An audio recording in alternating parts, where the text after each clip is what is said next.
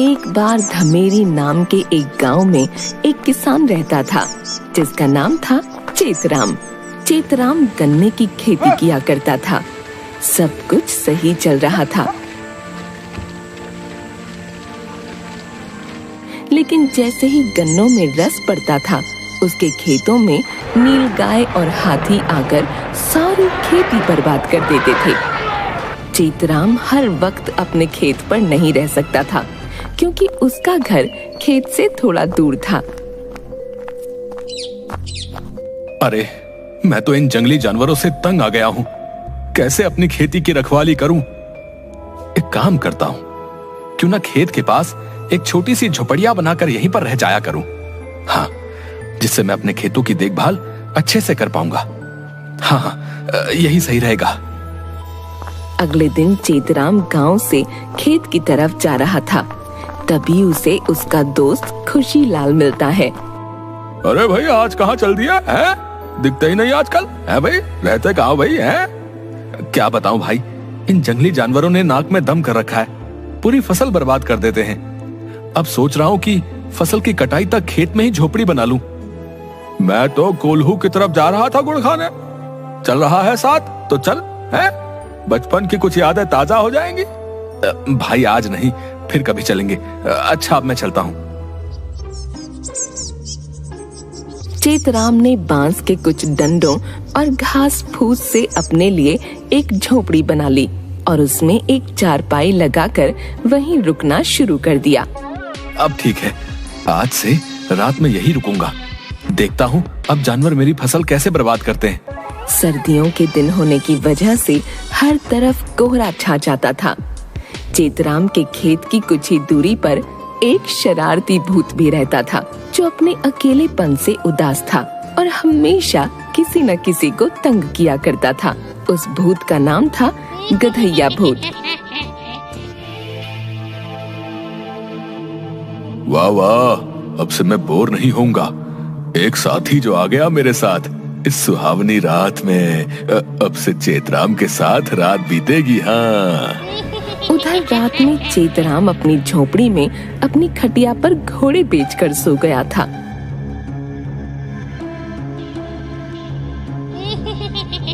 तभी गधैया वहां आ गया और झोपड़ी का दरवाजा खटखटाया।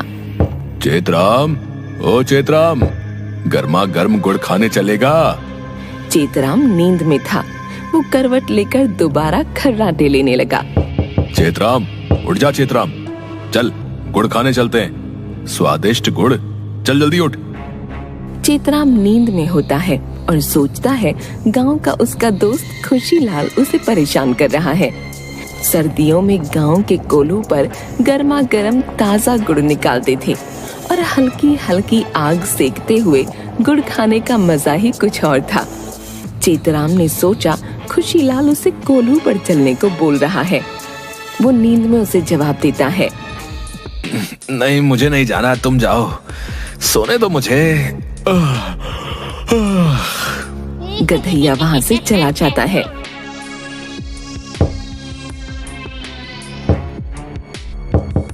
लेकिन उसके बाद ये सिलसिला रोज का हो गया। अगले दिन, चेतराम, उठ जा चेतराम, चल गुड़ खाने चलते हैं। स्वादिष्ट गुड़, चल जल्दी उठ। नहीं नहीं, मुझे नहीं जाना, तुम जाओ।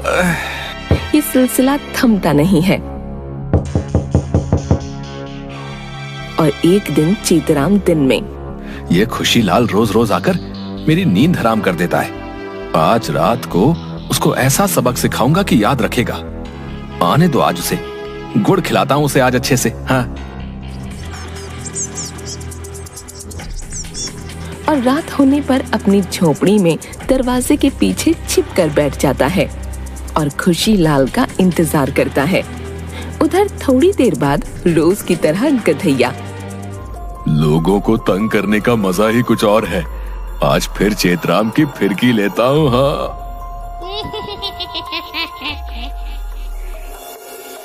और उसकी झोपड़ी पर आकर, चेतराम, चल आग सेकते हुए गुड़ खाएंगे, चल उठ जा भाई। उसके बाद चेतराम जल्दी से दरवाजा खोल बिना देखे अंधेरे में भूत गधैया की पिटाई शुरू कर देता है।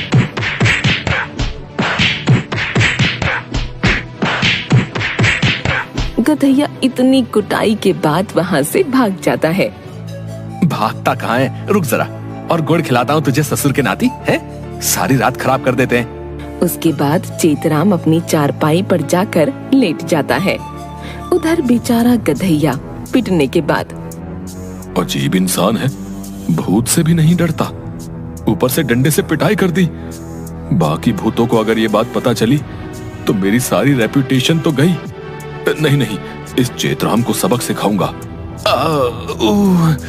कमर तोड़ दी इस कमीने ने। साला सर पे डंडा मार मार कर आधे बाल झाड़ दिए। अभी पिछले साल ही ट्रांसप्लांट करवाए थे। उधर चेतराम रात को करवटें बदलता है, लेकिन उसे नींद नहीं आती। नींद नहीं आ रही, क्या करूं क्या करूं। उस खुशीलाल को भी गुस्से में आकर ज्यादा ही पीट दिया, कहीं गंभीर चोट ना आई हो। अभी तो रात है, एक काम करता हूँ, खुशीलाल गुड़ खाने के लिए कोल्हू पर गया होगा, वहाँ गुड़ भी खा लेंगे और उसको मना भी लूंगा। हाँ, वहीं चलता हूँ। हाथ में लालटेन लेकर चेतराम खेत से होते हुए जंगल के रास्ते कोल्हू की तरफ चल पड़ा।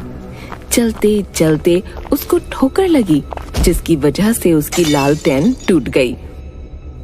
अरे अरे, मेरी लालटेन तो गई, अब तो चांद की रोशनी के सहारे ही चलना होगा।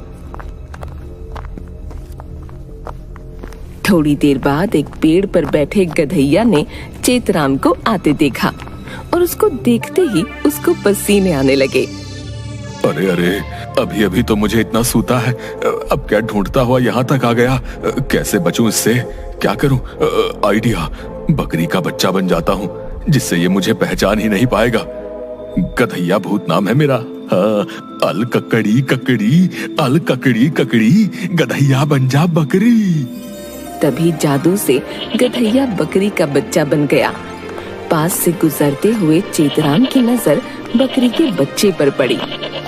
अरे, इतनी रात को ये बकरी का बच्चा जंगल में कैसे? किसी गांव वाले का लगता है, रास्ता भटक गया होगा लगता है। चलो इसको साथ ले चलता हूँ, कहीं कोई जानवर खा ना जाए इसे। चेतराम बकरी के बच्चे की तरफ बढ़ता है। अरे, इस कमबख्त ने मुझे इस वेश में भी पहचान लिया, भागो यहाँ से। बकरी का बच्चा इधर उधर भागने लगता है। बड़ी मशक्कत के बाद चेतराम उसे पकड़ लेता है। भागेगा कहाँ है, चेतराम से भागेगा, चल मेरे साथ चल। और चेतराम बकरी के बच्चे को गोदी में उठाकर अपने साथ ले चलता है। थोड़ी दूर चलने के बाद, कहाँ लेकर जा रहा है मुझे? छोड़ मुझे, मैं कहीं काट के कढ़ाई में न डाल दे। इस चेतराम का कोई भरोसा नहीं, कुछ तो करना होगा मुझे।